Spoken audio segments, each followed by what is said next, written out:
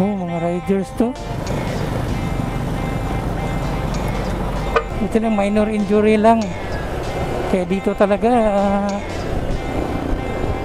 dapat tayo mag-iingat pag ganitong kalsada. Ingat tayo sa pag-ride. Gaya yung nadaanan natin kanina. Kaway-kaway dyan eh. Kilala mo ka si Juna? Ha? Amigay mo na? Ito sa may kuhan guys sa Idir. Dadaan tayo sa Barangay Road. Mas malapit. Iyon eh.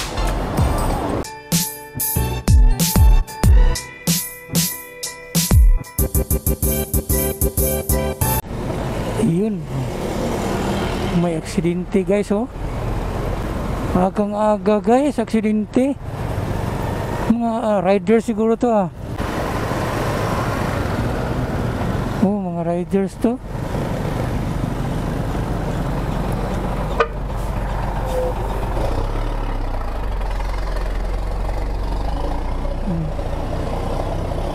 Buti na lang kawawa, dapat talaga mag-iingat dito. Buti lang, minor injury lang. Kaya dito talaga dapat tayo mag-iingat pag ganitong kalsada. Bago tayo liliko, titingin sa kaliwa kanan. Kung may mag-overtake, dito talaga dapat tayo control sa speed, lalo na pag ganito.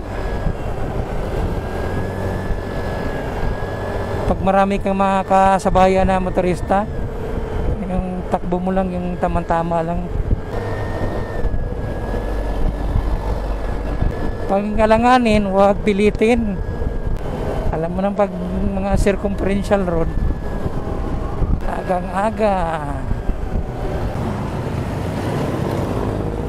Redir ata yung ano, lalo na pag dito pag mga crossing yan.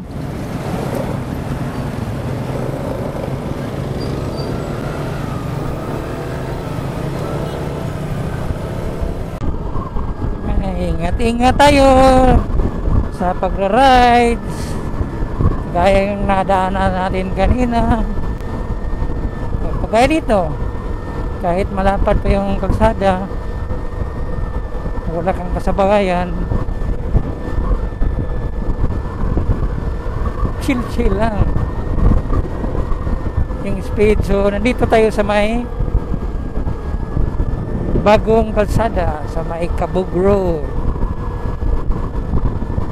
So pupunta tayo ngayon dyan sa may construction hardware. Mayroon tayong titignan bilhin na materyales. Buti na lang malapit lang dito, dyan sa kanto na yan. Dito talaga maganda yung kalsada, asfaltado. Kaya lang pagdating sa unahan, nag-crossing na yan, na traffic na.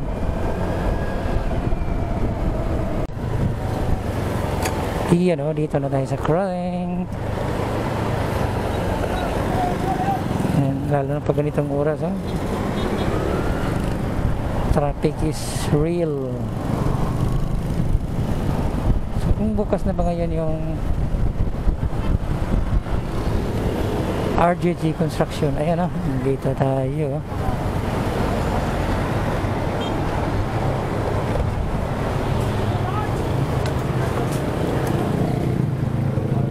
Sorry guys, ay balik na naman tayo. Ay madam,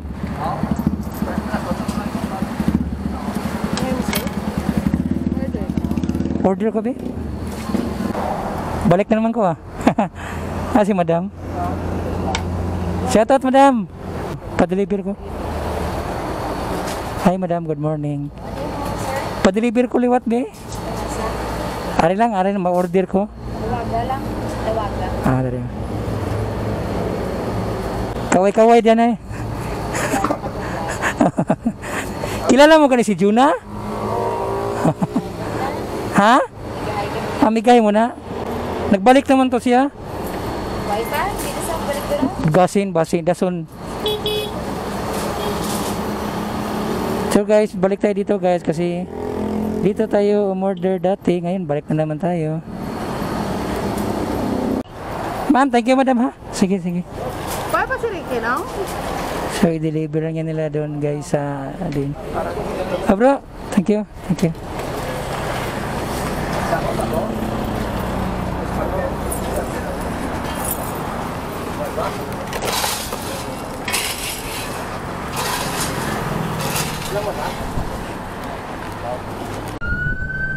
Yun guys, dito tayo dadaan kasi hindi tayo makabalik doon sa kabila.